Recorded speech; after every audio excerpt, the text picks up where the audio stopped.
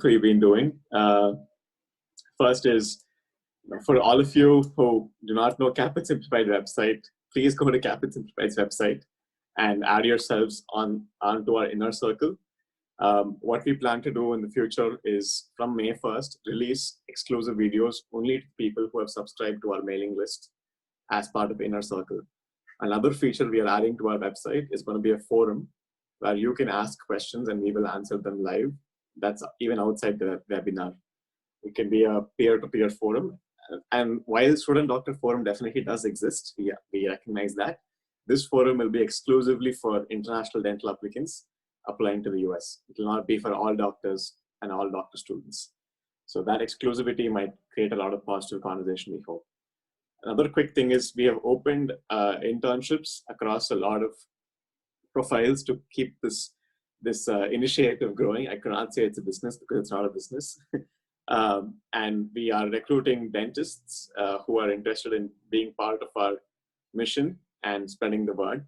So if you have something you believe you can contribute to the dental community out there, definitely sign up, and we'll be happy to reach out to you for any co-working opportunities.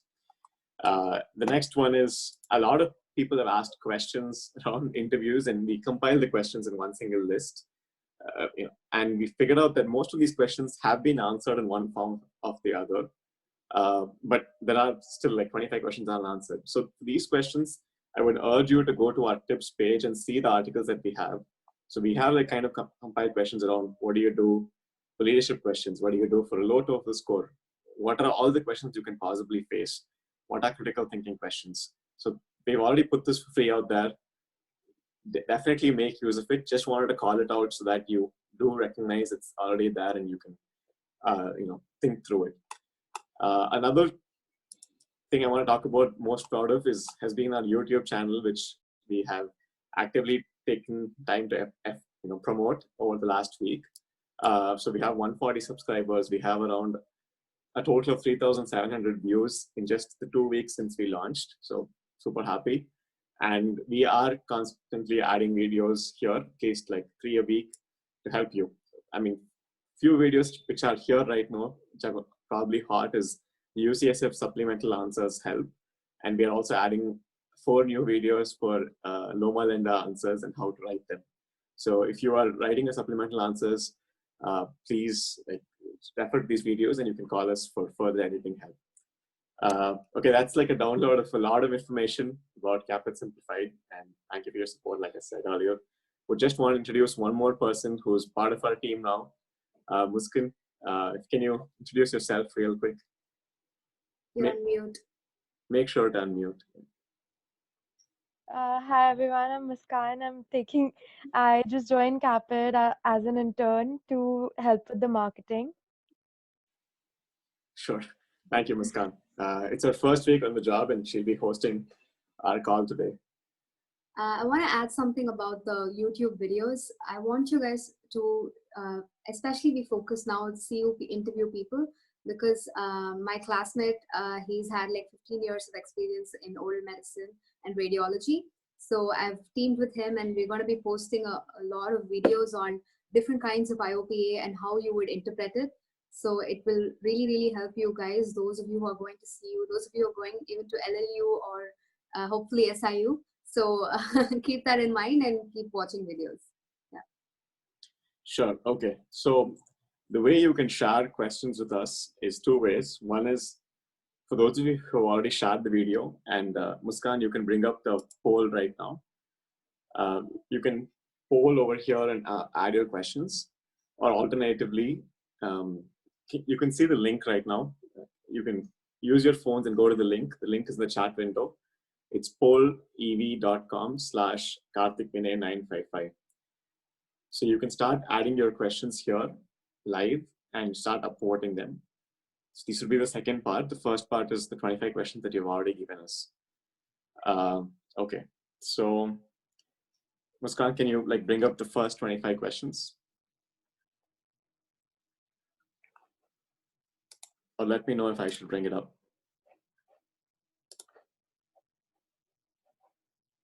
Yeah. All right, so these are the questions that are currently that we have faced. So probably we can ask each other these questions and start answering them for everybody's notice. I'm going to keep my chat window open. So if there's a question that you want answered before everything else, start chatting and we'll start replying that as well. Okay, having said that, Nourah, this is the first question to you. Okay.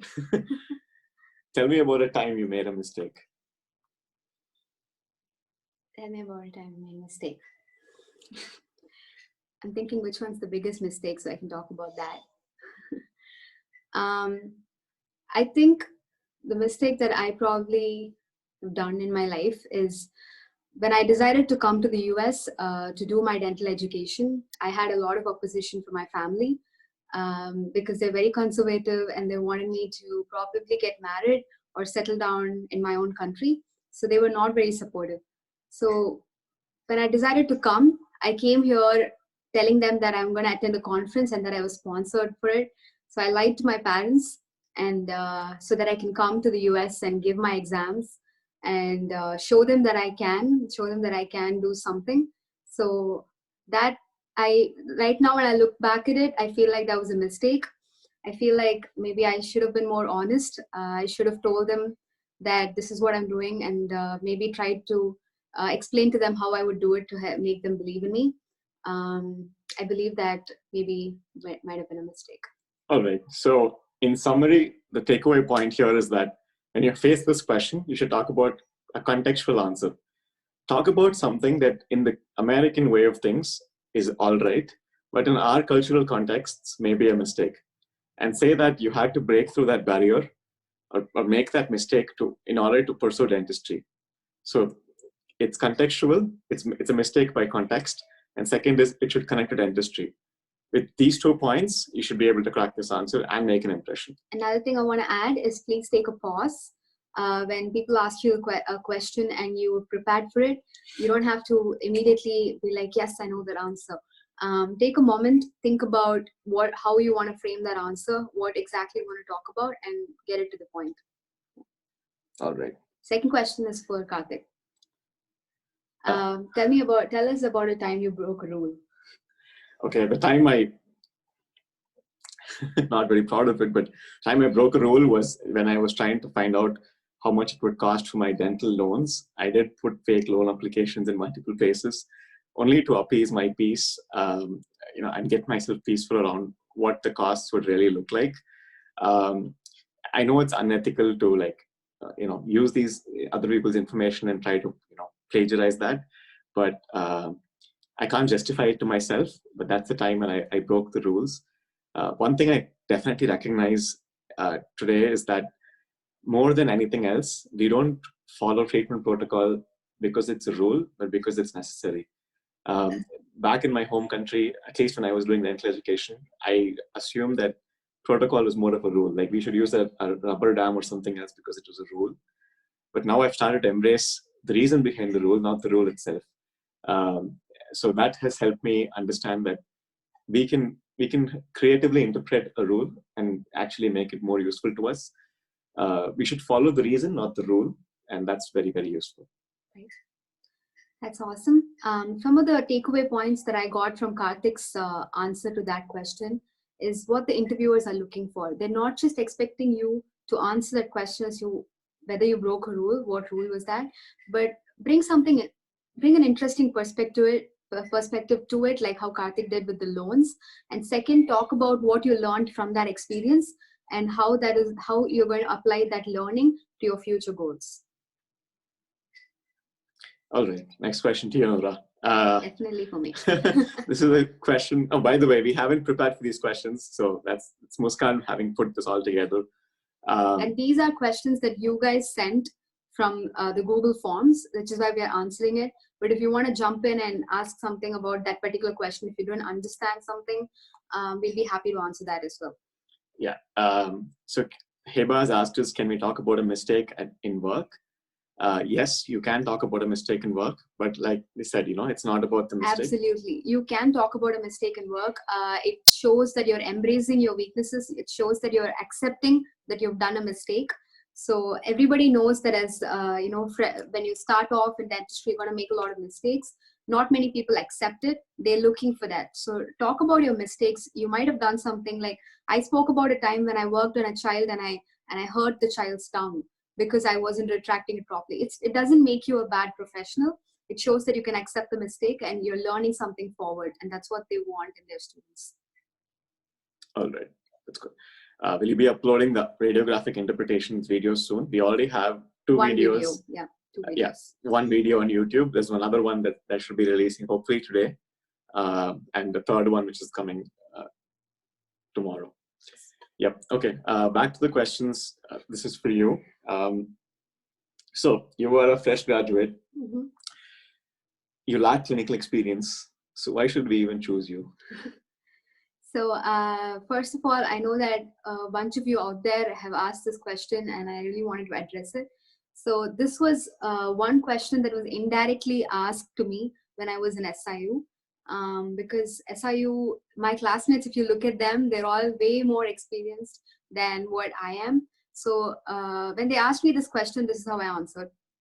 So I said that, yes, I'm a fresh graduate. I know that I've only had 1 year of clinical experience, but let me talk to you about what kind of real world experience I've had, and then you can decide whether I'm a person who can learn or not. So then I told them about my journey, about how, being at a point where I did not have any support, where my goal of coming to the US and getting into a dental school was nowhere in reach, or I had no clue how to get there.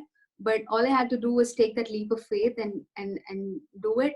And I spoke to them about how I came to the US, and I created this whole link of, network of people who I don't even know, and got to the point where I got 10 interviews, and I'm here at SIU, I'm here in front of you. So if I've made it this far in 1.5 years, if I've made, in spite of refuting my own thoughts, then you can imagine what I can do when I'm in this school. I have a clear vision of my goals. While you might think that people with a lot of experience would be easier to teach, I would say that I look at it in a very different perspective. I think that it's easier to teach a fresh graduate because I don't have any habits. That's what I told. I think that was very well taken, because once I got accepted into the school, the director himself told me that that was something that was very impressive. All right. So I'm going to summarize quickly for those who are taking notes. The first thing is the concept of inertia. Sometimes more experience gives you an inertia to learn new things. So therefore, you're not able to learn new things or not able to unlearn what you have already practiced so well in your home country. So you can speak about inertia, the unlearning versus learning aspect. The second thing you can speak about is that you're moldable. That's what you mentioned, that you can teach me really well. I come from a place where my foundations are strong. So that's one point that Nourah did mention in an interview. She said, my foundations is extremely strong, and I have just come from learning my foundations.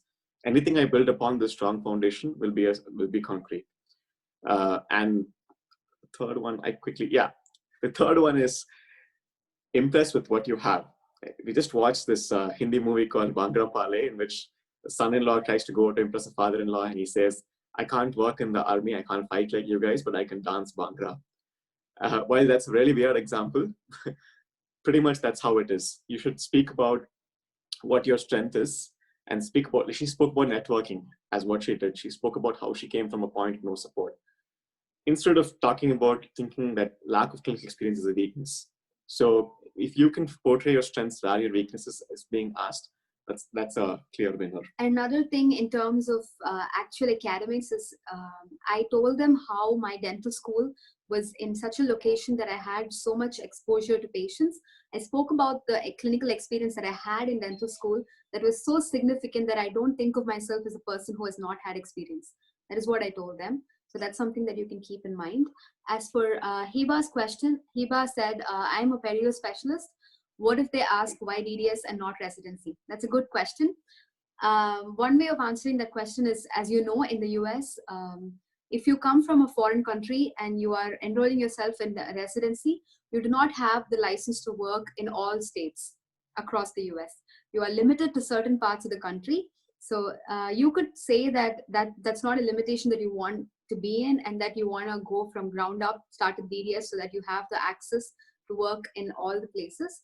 Another thing that you can tell is that, you're trying to level up with everybody in the US. You want to learn from the basics about how dentistry is done in America before you go ahead and strengthen your residency. That is something that you can mention. All right. We have a lot of chat questions. We'll quickly address them.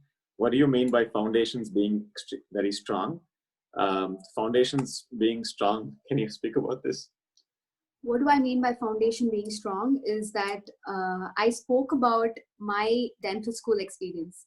Even though I am a fresh graduate and I've only done my undergrad, talking about foundation is talking about how strong your dental school has trained you, what kind of experiences have you been exposed to in terms of specialty practices, in terms of what kind of complicated cases you might have seen, and that this strong foundation is going to help you build up with what they're going to teach you in this particular dental school. Specifically, Nourah spoke about two professors who were, one was a master in implantology and the other one was, I forgot his name, restorative dentistry. And she said how they influenced a very strong foundation, which she still not use. Basically, you're trying to convince the interviewer that that's not going to be a barrier.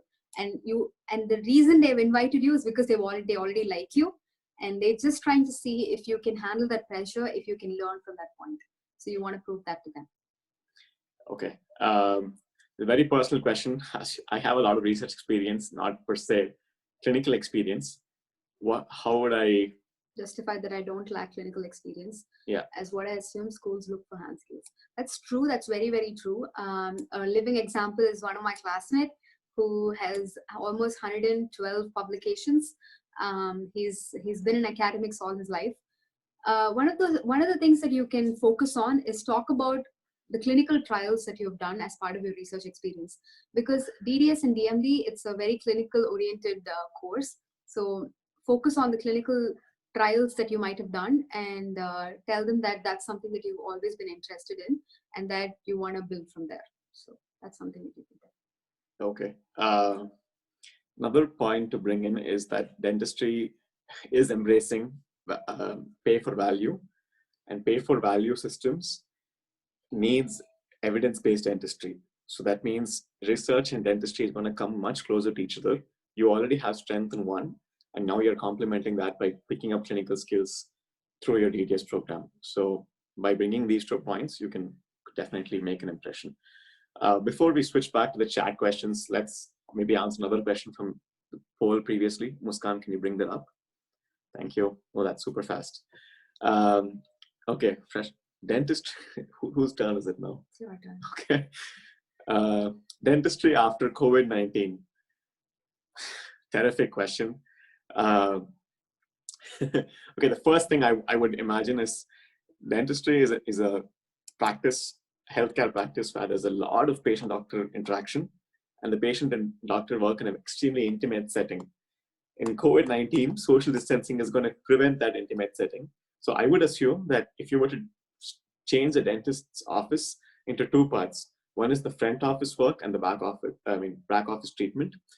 The front office work, which talks about like the receptionists, appointment scheduling, counseling, treatment negotiation, insurance planning, reauthorization, all of those things might now become more online, might move into telehealth channels. People will use their homes and they would interact with the personnel across time zones to embrace that further. Another key thing that will happen is the amount of personal protective equipment standards that have been used. I mean, they've already done in place, but that may be imposed within dentistry might go up. So DSOs might tighten their rules around how much PPE a dentist must wear, or how they should sanitize or have ventilators cleaned very often in the dental office. So the dental office will become a lot more stricter and regulated to prevent further infectious disease outbreaks. I've spoken about telehealth, I've spoken about infectious disease outbreaks and subsequent regulations. A third thing is, if not from earlier, remote monitoring. So you like trying to monitor some oral infection disease from your clinic might become even higher. Remote monitoring will get a lot of incentives because of COVID-19. It is getting, and dentistry will finally start embracing that. Now, how do the dentists remote monitor? I'm not too sure. whether it's going to be like a fraud solution like Invisalign, but there has to be a way, and they will start embracing that. I think I've kind of... That's a great answer. I especially like your perspective about how it's going to bring that remote learning and remote virtual consultations about in dentistry into, like finally bring digital health into practice. That's something that I like. I want to address Madalsa's question, which is, I have 7 years of experience after my BDS. Do you think they're going to ask why I did not do masters? If so, then what should I answer? So if they do ask you this question, the way I would approach that question is, I'd say that I am a proponent of evidence-based learning. So after I completed my undergrad, I wanted to go into practice, see cases for myself, develop on my experience, and I want to learn evidence-based dentistry, which is why I never had the idea of going into masters. I wanted real-world learning. And then I got to a point where I was stagnant. I couldn't go beyond where I was. And that's when I decided to further my education in the United States. And here I am. So that's something that I would say. A quick question about USC. Many USC selected candidates have deferred for next year. Does that affect my chances of getting accepted, as 7 seats will already be taken? So this is a very specific COVID-19 question. I understand that people who have got accepted to USC and are not being able to come to the United States, their seats are being deferred. That's not something I can speak for. It really depends on the school's decisions of whether they want to increase the number of seats or not. Does a house job or an internship count as a year of experience, or is it a part of the curriculum? No, it does not count as 1 year of experience. There will be a grave mistake if you put it in your CV. It's only a part of your dental education. Your final year internship, as it's called in some schools, is not part of your work experience. And if you have already sent your resume like that, please make sure to be proactive and tell your interviewer that that's part of my school. It's a rotation. That's not a separate work experience. Yes, some people have put it in their CV under work experience, and we understand. What they expect is that when they ask for years of experience, you don't mess up both, because it's something which prevalently all of us do. So don't get panicked because of that. I will be coming from Canada. If they ask why not Canada, why in the US, how can I answer? Simple. If you want to take a top-down approach, the Canadian healthcare system is very different from the US healthcare system. The US healthcare system, outside of all the corrupt practices people speak about, is built on capitalism and embraces research. And research is the one that pushes the frontier for new technology, new development, and everything. When CAD/CAM came to the world, it arrived first in the US. When dentists borrow a technology from a different industry and bring it to dentistry, it happens first in the US. So your clinical trials, your testing, your patient education, everything, it's formed in the US and then it's exported to other countries. This is true not just in dentistry, but in most of healthcare. So the reason you would want to start in the US is because you would want to be where dentistry pioneers itself, where dentistry reinvents itself.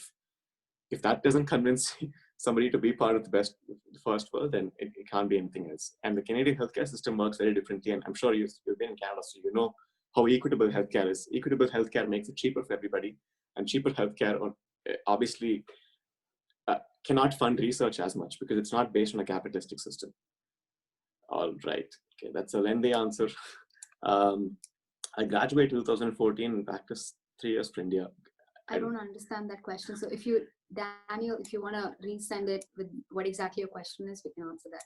Yeah. Can you please explain the broker rule question once again later? Yeah, later on, definitely, even maybe offline. I think this is the same question that Abhishek Vishwas that we just answered. Okay. So that's not included. Why doing DDS now even after 10 years of experience? I think I gave an example of that answer. Give an example of evidence-based dentistry. An example of evidence-based dentistry. Okay.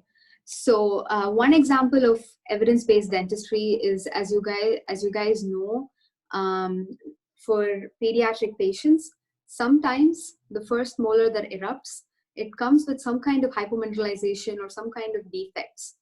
So you can call it molar incisor hypomineralization, or sometimes it's just the first molar that gets affected.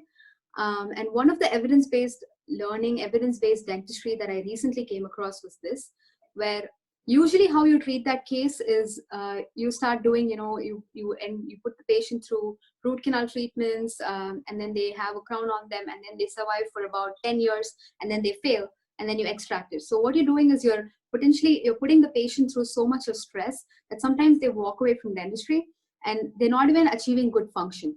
So what a bunch of dentists did in the US is they started to, if you see that the molar is hypomineralized or it's not doing good, they extract it, this side and this side. Even if the molar is good on these sides, they extract that as well. So what happens naturally is the second molar, as it erupts, it drifts into the place of the first molar and takes that position. So the patient does not have any first molars. It's just that the second molars are there, and then the third molars, you have a full set of dentition except for the first molars. And their explanation for this kind of approach is that instead of putting the patient through so much, I'm going to change the way the dentition works, and that way there's less trauma to the patient and it looks like they work really well. So what happens is they do a kind of treatment based on theory, and then they test it in a bunch of patients, see the results, and then bring that as a concept. That is evidence-based dentistry.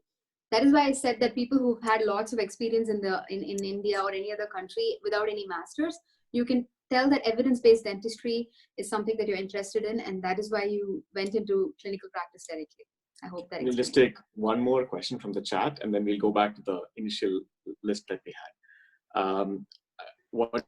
How do you answer the question DDS after doing MDS residency in your home country? Okay, so the plain truth is, if you need to practice dentistry on a competitive level across all states in the US, DDS is your entry point.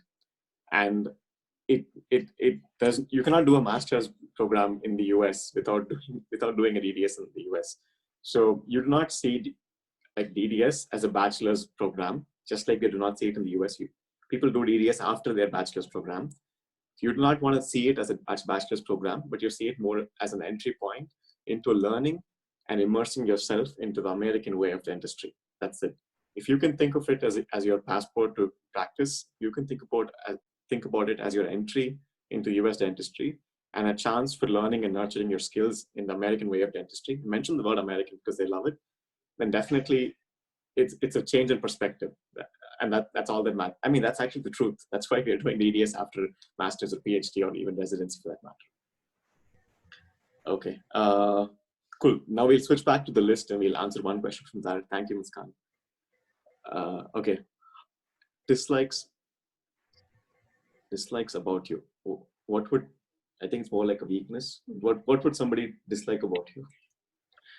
I don't know what someone would dislike about me, but what I dislike about myself, because I think that's how the question is framed, it's more like a weakness question, is that I overthink a lot. When it comes to something that matters to me, something that is really important, I tend to overthink. I tend to catastrophize it, or I tend to think about how can this go wrong in multiple ways, so that I have a backup plan for everything.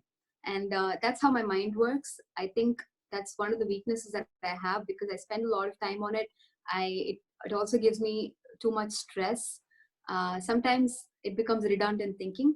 So the way I try to approach this nowadays is, if I have something that really troubles me, I take a piece of paper and then I write down what is troubling me. I write down what are the ways in which I can approach this problem, and then I solve it in a step-by-step manner.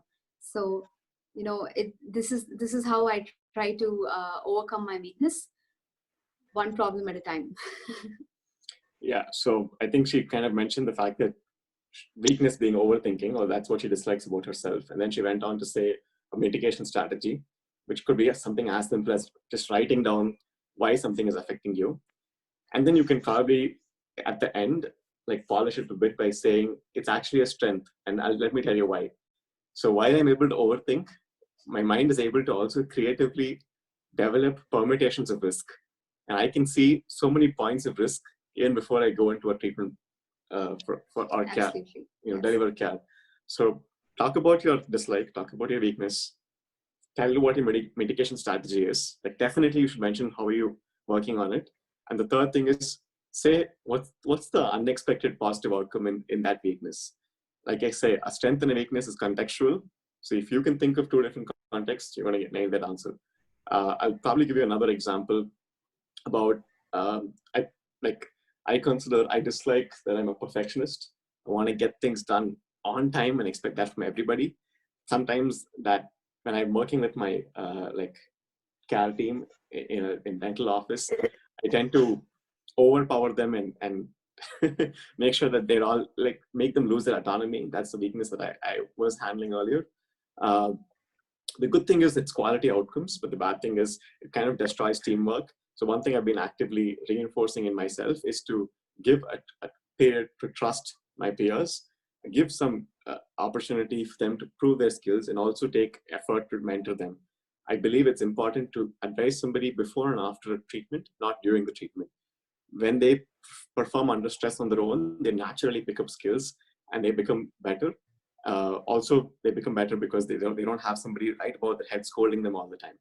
So, like I said, weakness first, mitigation strategy, and what is the unexpected outcome? The unexpected good outcome is that it improves quality, correct? That's what you want to get across in the head. Before we go on to this, I'll just address that other question. How to differentiate left and right in a radiograph? When it's a film, you have that bump. The bump has to be facing you. That's one thing. But a very simple way in case of digital radiographs is, once you look at an IOPA or even if it's an OPG for that matter, think of it like you're looking at the patient. So if you're looking at me, then for you this might be my left side, but it's actually my right side, right? So think of it like you're looking at a patient, and then you look at the radiograph, and then you figure out whether it's the left side or the right side. It's very simple. It's just imagine that the patient is sitting in front of you. All right. Will we be uploading this video? Yes. But for those who watch it live, they will get access to one video, which is going to be on criteria for evaluating your bench preps, for self-evaluating before you go to the actual test. This is based on what they tested in schools. How to... Oh yeah, did I skip that? I'm sorry. Okay, tell me about yourself. Amazing question. The biggest curveball for everybody. Okay, think of it like this. Imagine there's a big whiteboard, and then you have different darts on that whiteboard. And between these different darts, you have a string that goes from one point to another point. So you're talking about different pivots. Then you have one string that connects these pivots. Now the string that connects these pivots is the chronological order of your experiences, starting from childhood to dentistry to family and so on, like your SOP. The pivots are these unique aspects at different points of time. That is something that's very personal to you, and that will definitely create an impression with a dental admissions committee. So let me start like this. Do you want to say your answer? You can say your answer because you're a dentist, right? It's all right. Okay, fine. So you can talk about the time when my father was a periodontist, or I grew up in a family of 5 children, or I grew up in this area where things were very backward and I was the first woman to be educated, or even avoid marriage when I was 24. Any of those things, like something that's interesting about you. From that pivot, go to the next one. In dental school, I was the only person to take this extra implantology course that made a severe impact. For me, there's one constant drive in me is to connect and push myself in whatever I would wish to do.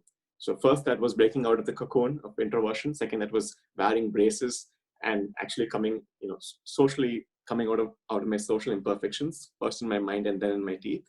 And third was coming to dental school and practicing these extra hours in my clinic and my rotations to learn implantology. And fourth was going into the practice and being the first person, even back in like Pakistan, to make it a point to always use the rubber dam when nobody else would, because I thought it was super important. I did not, on one side was the fact that yes, it's important to keep the benefits of using rubber dam. On the second side was mitigating risk. I'm a person who always tries to mitigate risk as much as possible, whether it's in my work or work I do on other people.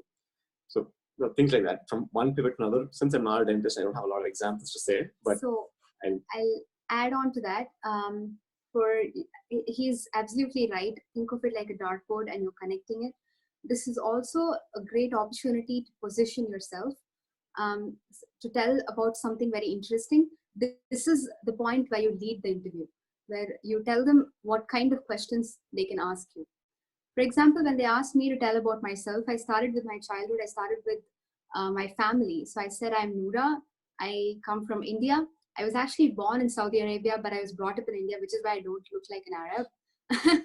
And I also tell them that I was born into a family of 5. I'm the 5th child. So I was a team player since birth. And I also tell them that I was brought up a very curious child. I love asking questions. And one simple example is I exactly know what is the time difference between the changing traffic signals in Boston. And everybody found that so interesting. Some people actually even remember it to this day. And then I speak about why, I chose dentistry. I tell them that, well, and the same curiosity led me to think about my sister. My sister is a specially able child. So we are always in doctor's places. But the one doctor's place that I never went to was the dentist. So I always thought, why aren't they taking my sister to the dentist while they're taking her to all kinds of specialists? I know that she wants, she has to be attended everywhere. And then I realized that all these special needs children have a huge dental need that's not being met. That was one of my, that was a motivation for me to pursue dentistry. So that's how I brought the dentistry story in there. So in this way, I'm also explaining to them that my interest is in special needs dentistry. I also spoke to them about why dentistry, so they can, pivot from there and ask me that question. And then I move on to how I came to the US, what motivated me to come to the US. And I end with a statement of, thank you for having me here. They would more often than not listen to you through this entire process, unless the call is on Zoom. At Zoom, you'll have to pause in between and say, can I speak a little bit more about my dental experience in the US? Does it sound like I'm reiterating facts from my resume? Have you been through it already? Can I talk about something professional or personal that connects me with this thing? I have a longer term vision. Would it be appropriate for me to share that at this question? So you can make these active pauses to engage them in a conversation, to make sure they're listening to you, and then give them some relief in between. When Nourah spoke about positioning, I just remember that yes, she developed a one-line statement, a position. It's the perspective in which she wants dental interviewers to remember her. If they had a dental interview and 30 minutes later they walked out, and then they would say, you remember that girl? What is the one thing we remember about her? So Nourah made this positioning statement very, very clear. And for her, positioning statement was a person who craves to work in the field of special needs dentistry. With that thread, she started from the beginning and kept moving on and on and on. So we spoke, right? We need this one thread of continuity. Think of your positioning statement and then talk about unique experiences. If you recall, when she spoke about, I grew up in a family of 5, she didn't say that I had 5 siblings. She said I was a team worker since birth, a team player since birth. So think about that unique aspect. That's what you want them to remember you for, those darts.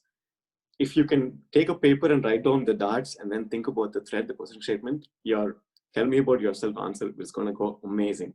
With a little more practice, unlike us right now, you'll be doing really, really well. Okay, so I think we left it as, is any bachelor's degree in pre-health or master's of public health in USA beneficial for the Indian students applying for DDS? Do Indian students get any financial aid benefits or tuition waivers or scholarships from the above mentioned pathway? To be honest, it's another feather to your cap if you're doing a master's in health administration or master's in public health. As far as I know, it's one of the ways of coming to the US to have a safe stay here while you're on a F1 visa and you apply to dental schools. That's why you do it. Another reason is if you have a bad GPA, to do this course to improve your GPA is another reason why you do it. But I do not know about any of these fee waivers or scholarships. There are none like that when you go to dental school.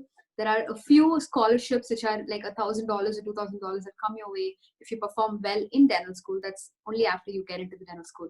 And about this financial aid, stay tuned. We're going to come up with a video and something very exciting about it. So we'll talk about that later. Yes, and this is not specific to Indian students. According to the US, it's US and ex-US. Anybody outside US is the same. So yeah, I know Indians outnumber everybody else in population, but it doesn't per se matter to a admissions committee in the US. Okay, do certificates of participation from various seminars or community work strengthen my CV? Okay, let's talk specific to the interview. How would you speak about seminars, conferences, and then community work. Or maybe you can take one and I can take the other. You mean talk about them in the interview? Yeah, let's say conferences, and maybe I'll do community service. Okay. So if you want to talk about conferences, it'll be an opportunity for you to talk about collaboration. It'll be an opportunity to talk about what interests you in the US, maybe certain advances or something that you want to pursue as research once you join the school. So those are your points when you speak about conference. Yeah, let me give you 2 points. This is, if you forget everything else in this call, remember these 2 points. There are only 2 ways to answer any question. One is to talk about problem, action, result. You speak about a situation, a problem, then what action you did on that, then what result came out of that. When we talk about weakness, strength, remember we spoke about like problem, action, result. The second way to answer a question is to give your opinion and then give a specific personal example. So when you speak about the conferences, you would say, I believe conferences are a great avenue for networking, for learning what advanced dentistry is. Actually, let me give you an example. When I was in the Chicago Dental Conference, I met Dr. So-and-so, Dr. Solomon, who was the first person to introduce me to this idea. This was just a coffee side conversation, but I realized it catalyzed only because I was there at that moment and I could meet him. Conferences to me are not about those huge banners and posters that go out in front of everybody, but it's about those one-on-one meetings that you can do at your desk side or in front of a stall, speaking to someone on what exactly brought them to a certain idea. I learned about this specific technique where dentistry and 3D printing could also be done on porcelain material, which I wouldn't have learned otherwise. So like I said at the very beginning, networking and learning about these unique things. And I know one student who came to us, she mentioned that she got all her shadowing experiences starting out of the New York dental meeting. So like I said, the second way to answer any question is give your opinion and then give one specific reference. People will value the way you're able to articulate your opinion, and interviewers will extremely remember really well what your specific experience is. Specifics make the difference. Do not give a very generic answer. Yes, conference, I've been to so many. I met 10,000 dentists. They were all low. That's not the answer you want to give. As for your question, it does strengthen your CV to attend conferences and do community work, especially in the US. Yes. Okay, now community work. Using the same methodology, should we give them an example? In terms of opinion and then specifics. We'll come back to it. Okay, I'll just probably go on since we have it. So the opinion is, yes, I've been involved in community service. I've put almost 300 hours into it. But to me, it's something more than just, sense of gratitude or a sense of giving back to society. Community work service started first more as a duty for me. In my BDS school, I was asked to do these outreach programs and help people. Back then, I didn't realize the kind of collaboration it actually nurtured, the kind of empathy it nurtured, the kind of perspective it gave to you when you understand that people with a lot more afflictions actually have some kind of a fighting urge in them to survive. I didn't realize it back then. Another thing I would probably have done back in BDS was look down upon people who were economically not at the same status as I am. But things have changed. I realized that what I've got here at dentistry is more less of an education. It's more of a privilege. And with this tool, only with this heart of seeing the world through other people's eyes, can I serve better care. Actually, I want to talk to you about one experience. When I was, helping volunteers put together material in this Greater Boston Food Bank, people asked me not to put certain items in pork in a certain box or a certain type of milk in another box. And I was thinking, how can beggars be choosers? Why are we even taking into consideration whether this person likes red and that person likes green? It's going out for charity. But that's when I had to change my perspective. They're humans too. They have a choice and they have a chance to choose and reject. It's much better respecting their choice, because being respected is one way of actually being cared for. Care doesn't have to be only in the socks that you give. It can be in writing their name on it. It can be not giving the socks that has a name they hate. It can be in giving their favorite sports team's name, or it can just be sharing time with them. So my perspective that respect itself is a form of care, is a form of service, happened only because of my community service in that food bank. That's definitely one perspective I'll carry forward in my dental education. You get it, right? Now, so nobody speak about respect as service. People think about like monetary or physical contributions. So I brought a unique aspect. I brought a specific example from my life where I learned this. It actually happened to Nourah. Sorry, I borrowed your example. And then I told my general opinion. You got it? That's the second way to answer the question. Opinion, specific. And then maybe a unique thread if your example is specific. Okay, we've been speaking a lot and too fast. What is the future of dentistry? Oh, I love this question. What is the future of dentistry? My favorite answer for this question is definitely digital. I think the future of dentistry is about incorporating technology into everyday practice. Dentistry is moving towards an extremely digital world. I'm learning so much now that I'm in dental school, but the way I answered this, I spoke about my experiences in the US. So I said, when I came to the United States, I came here with, thinking that maybe dentistry is practiced in a very different way in the United States. I want to see how that happens. So when I started shadowing these practices, I realized that it's not the concept that's different. It's about how technology is being incorporated into the same concept.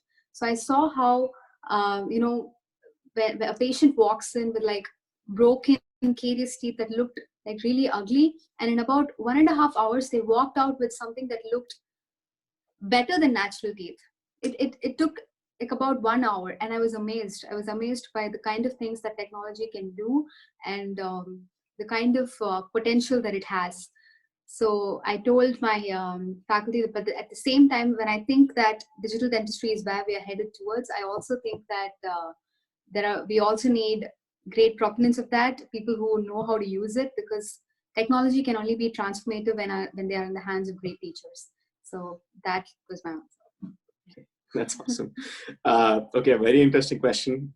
If I were a brand, what brand will I be? We've actually put a video on this, how to answer critical thinking questions like this, like spinball questions, but let me give you an answer. And maybe another question also that I can mention is, if you were a tree, what tree will you be? Okay, so coming to brand, if I were a brand, what brand will I be? I'll probably be Brandy. It's a bad example, but yeah. Bad example. Okay. I mean, another example I can give is, if you were a tree, what tree will you be? Everybody would say neem, people, blah, blah. Okay, sorry. You can be dentistry. So yeah, I mean, either give a creative answer like this, which is actually stupid and funny. It'll take a moment for them to realize what you're saying, but then they'll get it. Or you can go to an actual question. Like, for example, if I were a brand, what brand would I be? I'd be Ford. And the reason I believe that I'd be Ford is because I believe that great skills can be nurtured from a point of great excellence, from a place of great excellence. And excellence is born out of expertise. When Toyota came to the US, they learned how to make cars, manufacture cars from Ford. And then they went back and they mastered it.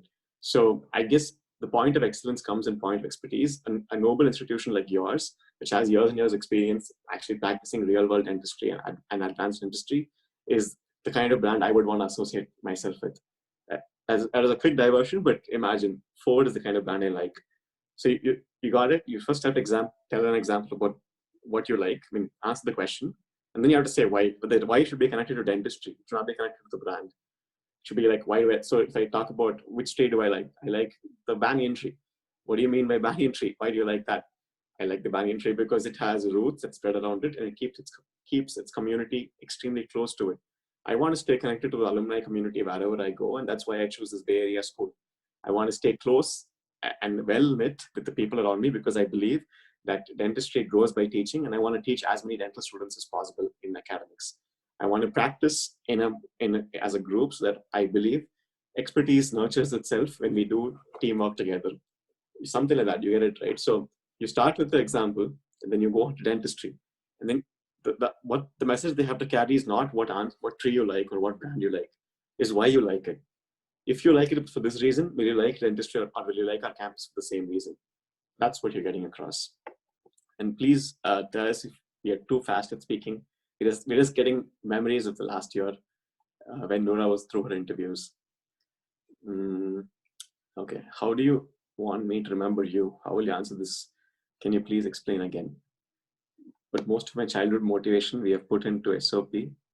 And how can we answer differently when they ask something yourself apart from your application? Okay, maybe the two questions in here. We'll take the second question for now. Tell me something that's not in your application. So, Johnny, right? So, your SOP does not have enough space for you to put everything that you've gone through in your life, something that has shaped you. So there might be some experience that has really, really shaped you. And for me, it was about how I broke a barrier and how I was able to come out of a community that always followed somebody, that always followed what the other one was doing. I told them that something that's not in my application is about my perseverance, about how much I motivate myself over and over again, no matter how many times I might fall, and no matter how many times people tell me that I can't make it. And that's not in my application. That's probably right in front of you. I tell them that, that in my community, that these women, all of them have not been able to pursue education after this part, but I've been able to do it. I've been able to do it because of so and so reasons. And then I tell them that that's not in my application. Yeah, just think of one theme, prepare it. Like in her case, it was something around women empowerment. In my case, I can say there's this stereotype that every dentist has to look good. And for a long time, I imagined that was true. And I kept putting myself down in terms of visual appearances. But I guess while my skin color does not get through, my voice gets through. And care can be delivered in any means. And I can deliver mine through my mouth. Okay, fine. Just have one point and circle around it. You can think of some experience that means something a lot to you, which has not come across. Even everybody who mentions community dentistry may not speak about the spiritual aspects around it. Like if you connect with spirituality, nobody brings about spirituality in a CAAPID application. Nobody speaks about how good you are in a vernacular language or how many vernacular languages you've been able to pick up in your home country in your CAAPID application. You just say, I know these many languages. You don't say why you know those many. You can say, I was a migrant labor.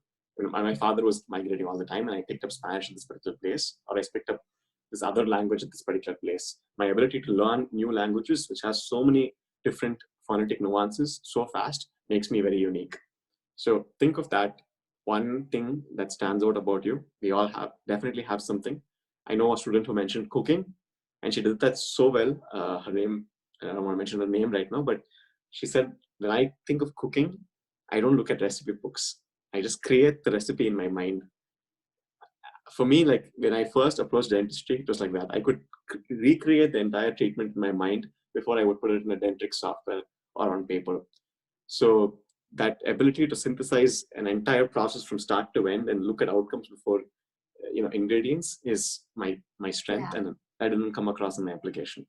So it's about your journey. I also know a student who had a very impressive story about that, where she spoke about swimming. She became a swimmer after she had an injury when she was younger. So in her application, she said that her hobbies included swimming, but people do not know the struggle behind it. So it's about telling your story. That's a great space to talk about those challenges that you faced and overcome. But it can also be something as interesting as Karthik said, about cooking, or something very different from you that you incorporate in your daily life. All right. If you are a mother or if you're a dad, speak about those challenges. It resonates with interview committees like crazy. Okay. I mean, or the joys of having children, either of the two. Okay. Will you be uploading the video to master the Zoom interview? Yes, we recorded it last night. It's going through post-processing right now. So we should hopefully release it to those people who gave your email IDs last week. What are the challenges dentistry would face in the future? Did we address this? No. Okay. One of the challenges that I think dentistry would face in the future is being a part of an organization and not being able to practice dentistry independently. So it'll be an extrapolation of the challenge that's already existing, which is the insurance companies dictating the treatment. That is the current challenge that every dentist is facing. Something that's encroaching into the US is something called DSO, which is a dental service organization. You'll be surprised to know that those of you who know Walmart, they are stepping into the dental service organization business, where everybody, what they basically do is they buy out the private practices and then they brand it under their name. So what the dentists get is a number of patients that's promised to them, or this much amount of salary that is promised to them. And what you lose from this is your individuality, your ability to practice what you feel like practicing. And sometimes you're not the person who's going to talk about it, who's going to decide the treatment plan. And that's a huge loss to dentistry. That's a great challenge that we're going to face, even in terms of access. So that's what I would. Okay, I'm from MBA, so I think DSOs are a good thing. So we may differ on that. However, yeah, so they're testing you not on your judgment of the world, but more about your ability to foresee challenges. A couple of examples we also give other students when they come to us to help them with applications is, I believe the future of dentistry might face the challenge of information overload, might face the challenge of Dr. Google coming in and prescribing medicines, or Alexa coming in and prescribing medicines. Might face the challenge of a lot of people are, seriously considering. Oops, sorry, we're just putting our. Keep talking. Yeah, a lot of people are seriously considering Instagram as a way to find out what treatment they should have, and they're buying material, dental equipment, like Invisalign from Instagram, which is definitely not prescribed by ADA. They are watching Netflix shows like root canal, and they're getting misconceptions about that root canal can actually cause cancer. So there's misinformation, fake news, which was affecting politics earlier. Now it's going to affect dentistry. These are a few challenges. We did have a lot more ideas. Probably it's not coming to our head right now, but probably on a phone call with us, we should be able to give you something that you can think through. Okay.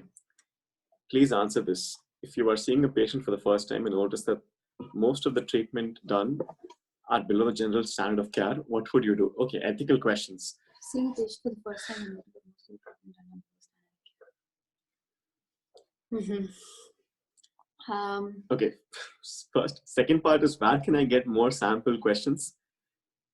Please go to capidsimplified.com/tips. Inside that, there's a article that says Ultimate Interview Compendium. We have put as many ethical questions as we can under that.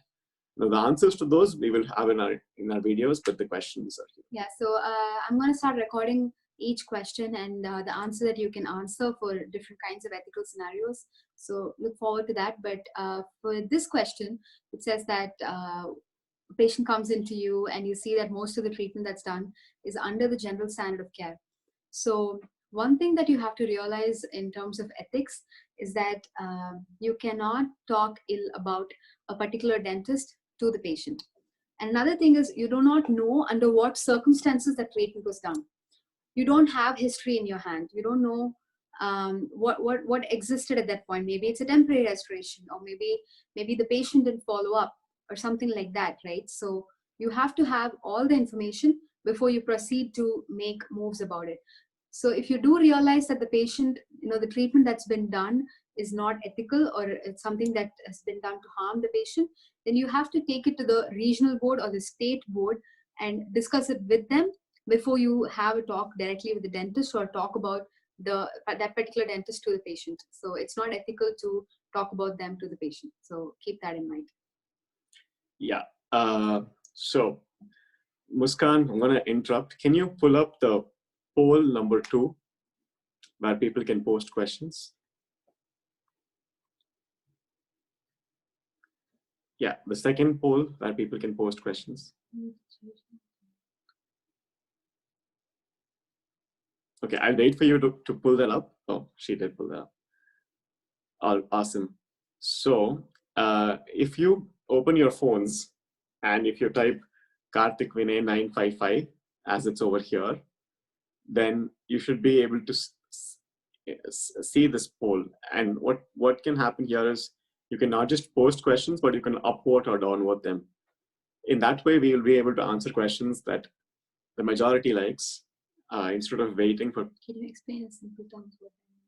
Okay, so first go to your phone browser and type what's on top, polev.com/karthikvinay955. Once you type that in, it'll take you to a browser page. In this browser page, you can ask a question, or you can see other people's questions, and you can upvote or downvote a question. So if somebody has upvoted, hi, do you have? So this way, if you feel like your question has not been answered yet, you can push it to the top so that we see that question. And if you feel, yeah, exactly like that. So that question has already been answered. So I'm going to skip. Yeah. And I'm just going to keep cleaning the questions which have been answered. Questions to the interviewer. Okay. So it depends on which school you're going to. Let's take a minute for people to come on the poll. Yeah, we'll take another minute if you're still logging in, so that we can, so that nobody misses it.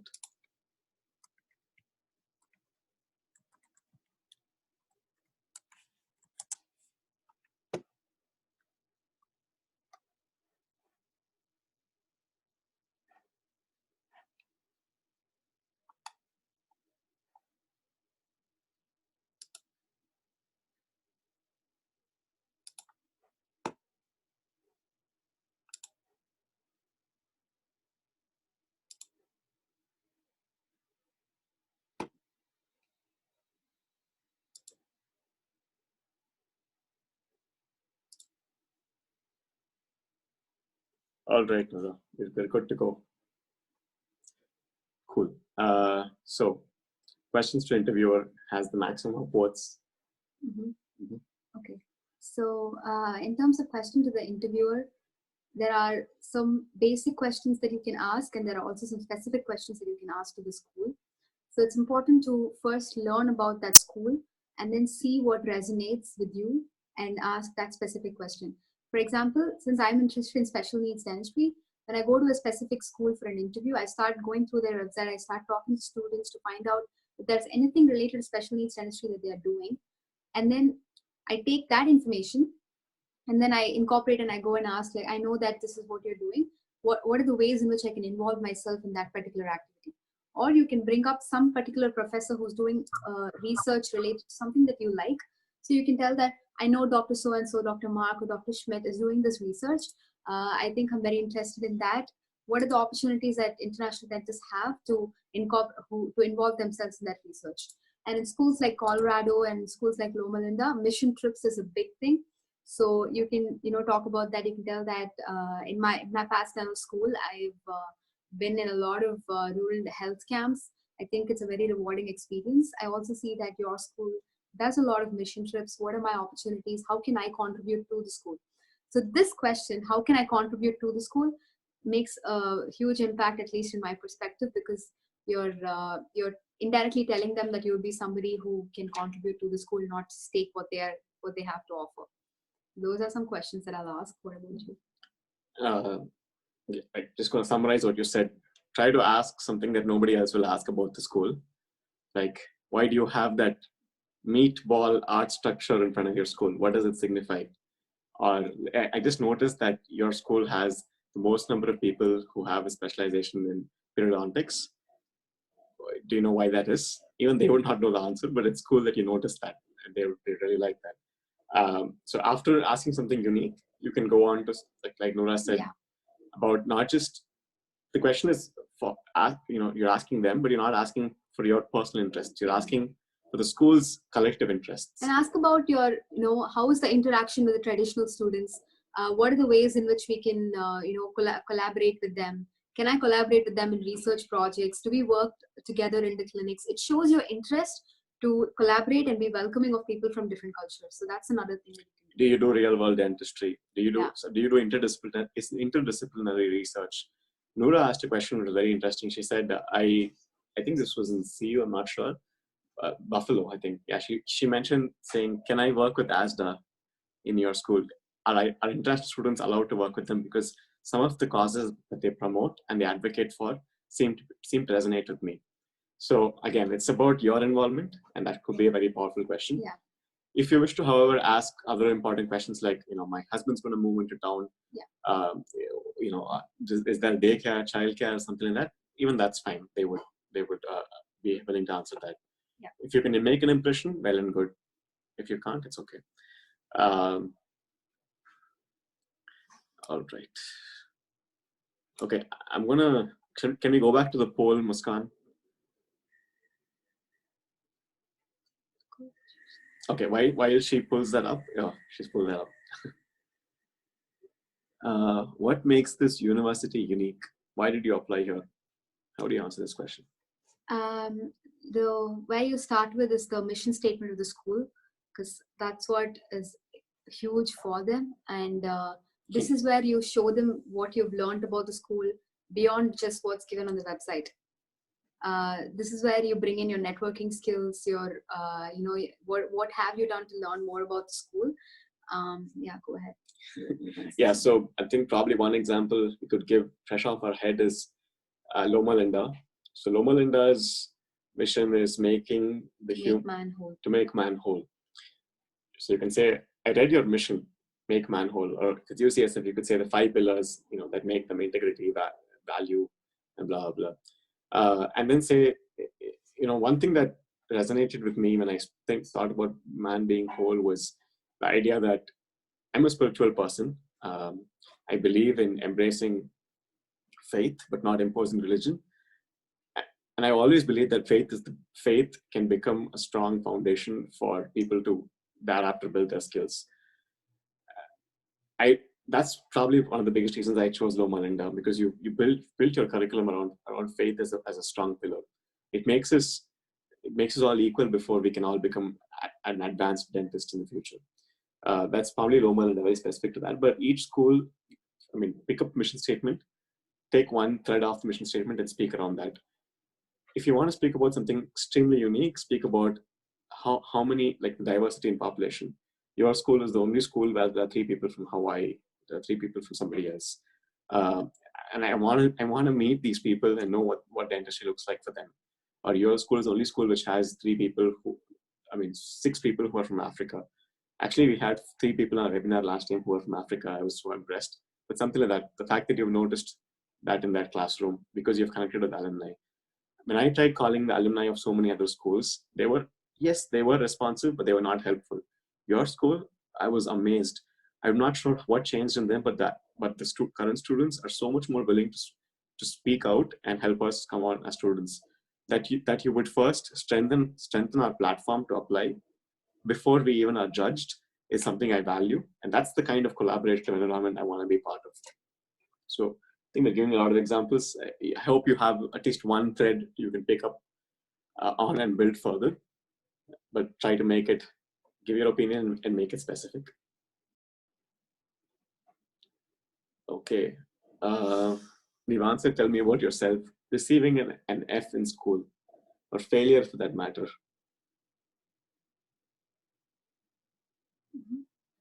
Go ahead. Okay.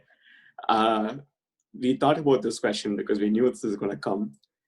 Any failure, any gap, you could probably say this. While everybody else see failure, we see life as being continuous. In the continuity of life, yes, there are pitfalls, but what's more important is how you pick up yourself and persevere. So let me tell you about what my strengths are. Are you willing to lend your ear? Or if there's a reasonable cause to justify your F, saying that there was a situation, like the world was in quarantine when there was COVID-19, I was in quarantine and my mom was ill. I had to take care of her, and that's what led to the score. I couldn't reasonably justify that to my professors because they felt it would be unjust to the other students who also faced difficult situations at their home. Something like that. Just don't make it like too cryy, sobby. Like don't make it too emotional. Just stick to the fact and tell them why it matters. Okay. Oh, yeah, and always mention that yes, there are pitfalls, but let me talk to you about my strengths in any question. You have only home country experience and absolutely no US experience. How can we be sure that you work efficiently? So for this question, can I give a pre-base? Okay, there was another question we saw in chat, which was how have you prepared yourself for the US dental school? I think both of these questions get to the same answer, like how have you prepared and that you lack US experience. Yeah, go on. Yeah, so it is important for you to talk about what are the links you find between the dentistry that you've practiced in your home country and the one that you've done in the US, and what are the differences. You want to show them that you recognize what the differences are and what are your strength, what's your strength. Like, if working efficiently doesn't mean that you have to have US experience. It's about the link that you've already found. It's about the, you know, the ethics and your working skills that you've developed in your own in your own home country, and how you're going to apply that when you join school over here. So that's the kind of information that they're looking for. They're not trying to throw you off, they're not trying to put you down for not having US experience, but they want you to recognize that you don't have US experience and what are you going to do to overcome that. Yeah, so there are some similarities. Bring out the similarities rather than saying you're unprepared. Another thing that I think probably we didn't connect was, so one is the connection between similarities in US dental schools and your home country experience. And the second is the connection between similarities between US dental school and your shadowing experience or clinical observations or conferences. So you can say that what you've missed in the US dental work experience, you've made up in your home country or something else. Like your home country, you could have seen a patient population that is unimaginable in the US. You could have seen, like you could have worked in an upscale environment which had the complexities of insurance even back in your home country. You could have been in UAE or some other country which has the same equipment and standards as there are in the US. And you could have been in a medical tourism based city which actually has a lot of immigrants coming in for treatment. You could have, so try to think of these similarities. You could have actually had one professor who was just as reputed in his research publications as they were in the US. You could talk about the contrast in, you said you're talking about diversity in patient population in the US. Let me talk about the diversity I've seen. So I guess there are these skills that you pick up, like thinking fast, thinking through, being particular, that we can transfer. The key point that Nourah mentioned at the very beginning was transferable skills. So transferable skills are different from the same skill set. Same as where, your work experience, you worked before and you're going to work after. Maybe as a dental assistant before and now as a dentist later. Whereas transferable skill is, I've done this, so I can do this. The done part can be in your home or in the observation. And so I can do this, it can be after your DDS score. So that's this answer, you can pretty much nail with that. We'd be able to craft more personal answers if we get on a call. This question. You like the question? What's the question? If your clone walks in, why should we select you instead? What's your answer? What's my answer? Yeah. I'm not prepared for this interview, but if I do get that question, I'm probably going to tell that you would want to choose me because originality matters. And I'll give them an example of if I'm working in this dental office here with the right equipment and the sterilization and everything, and then there's somebody who looks exactly like me, who's sitting on the roadside, like back home in my country, there are a lot of quacks who sit on the roadside with a bunch of dentures, and you can come and select, shop your denture and walk away. The difference between the person sitting there and me is originality. That's why you have to choose. Okay. Yeah. I don't know what to say. I would probably say, if your clone walks in, why should we select you? Yes, of course, because I am authentic and I've written my own SOPs. At least I came up with the point. I only took help where I thought there was cultural differences which I was not able to articulate, and I'm open about that. I understand that even though I had strong experiences, I needed somebody's help to articulate them better. My clone is anyway my fake, and I wouldn't appreciate someone who has lived off somebody else's experiences and portray themselves as original, whether in dentistry or whether or not. Sorry, it's a long answer, right? So no, it's a good answer. The common thing between both was authenticity and being genuine. So that's something that you can bring in. Okay. Do we have any other question, Muskan, at the top, which has like 3 upwards? Okay. Yeah, thank you. Interview prep. This is not for this webinar, but we can cover that later. We have 7 more minutes. So probably we'll close the poll and we'll just take a few last questions. Go from down. Yeah, let's go from down. Okay. What will you contribute to your batch? Oh, how will you give back to school? This is a good question to answer. You want to see the questions first? Okay. You can go ahead.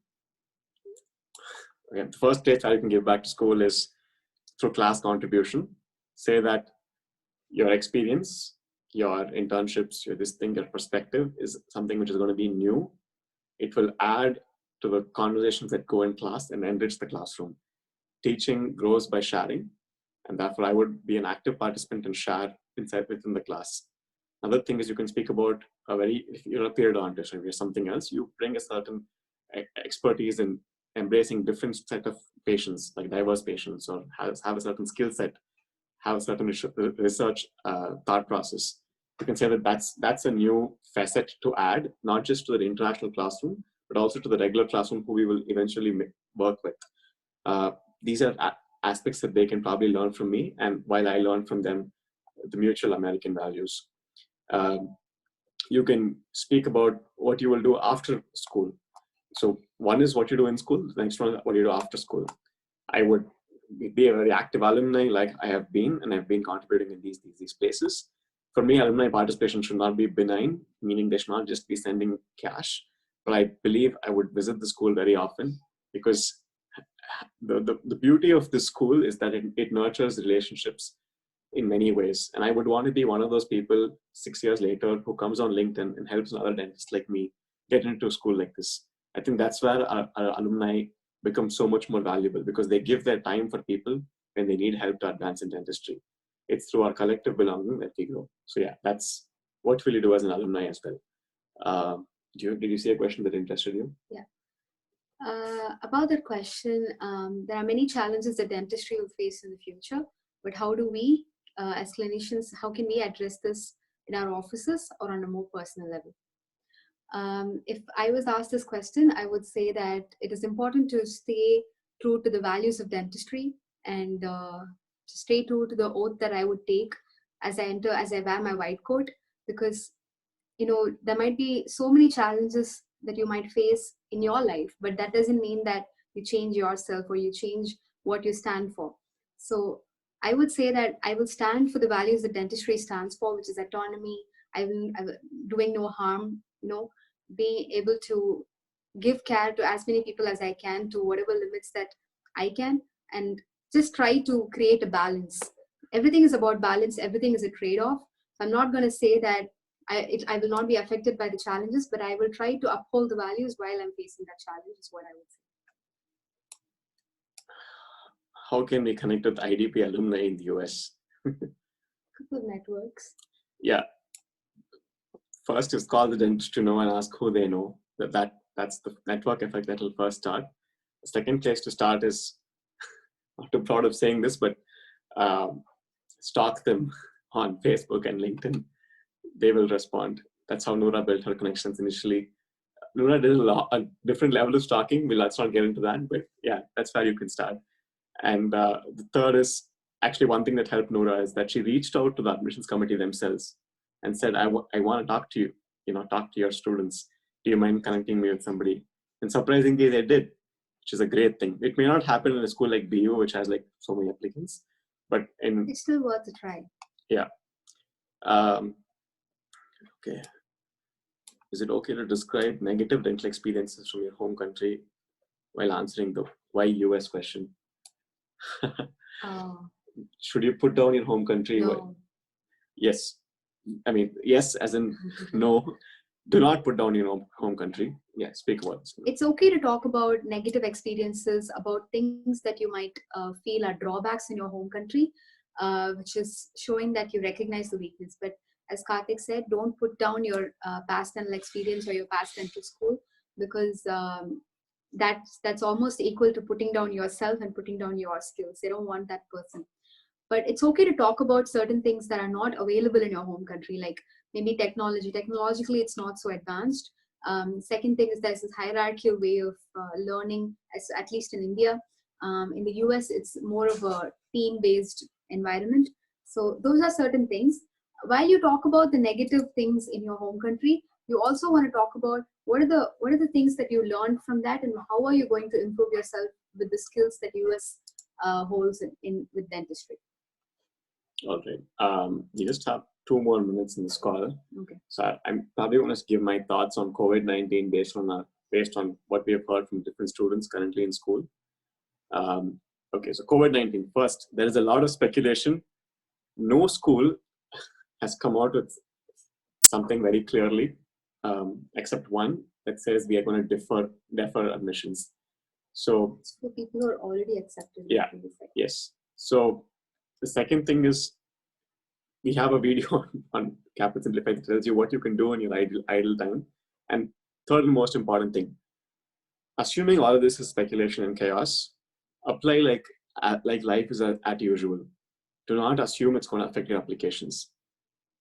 With that mindset, with that clarity in thought, putting the uncertainty out, you would be able to do much better. No school has sent an official mail asking people to withdraw, defer, or something like that.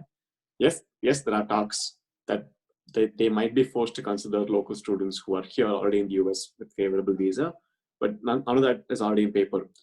Let me tell you one thing: if they would impose any of these ideas, it will become an extra administrative burden for them. And when we spoke to a couple of school authorities, they mentioned that the last thing they want is administrative burden. To go through those hundreds of mails asking them what to do. Imagine 300 applications in some schools, 18,000 in some other schools. So they do not want to go through the administrative burden. The only incentive or only reason why they would impose something against international students would be when government or regulation asks them to do so. So until regulation forces something to do them, please do not get panicked. That's not going to help your situation. That's not going to put you in the right frame of mind. That ambiguity will only kill you. Just get yourself out and get yourself out there. Try to get into school next year itself, or this year if you're going to apply for CU. Thank you guys. We have your chat saved like last time. We are still answering the CU questions from last time, which we'll post as FAQs on our website. We will post answers to these two as FAQs. My only final request to everyone on the call is to take a minute, go to Google Chrome, and quickly like our YouTube page or subscribe to our YouTube page. We believe that the YouTube page is the ideal place to post these private videos, and you will not be able to see the private videos if you don't like the YouTube page. So having said that, I'm just going to, sorry, 1 second.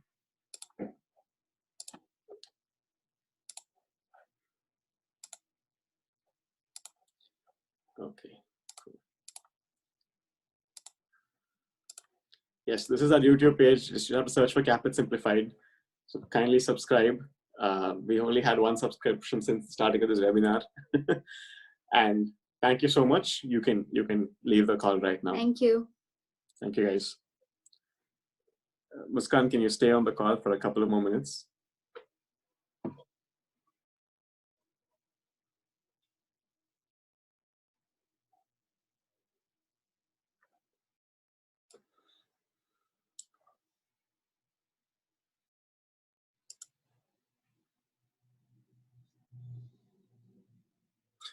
Thank you.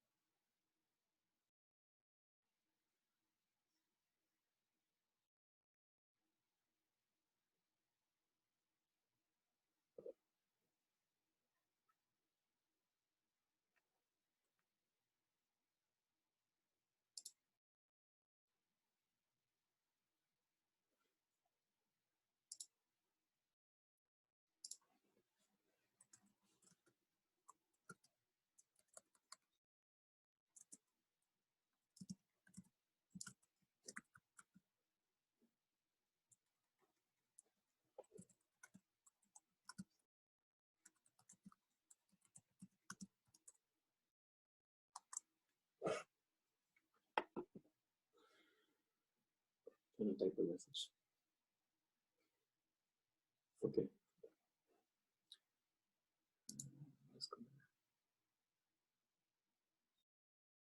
Should we take them off? Mhm.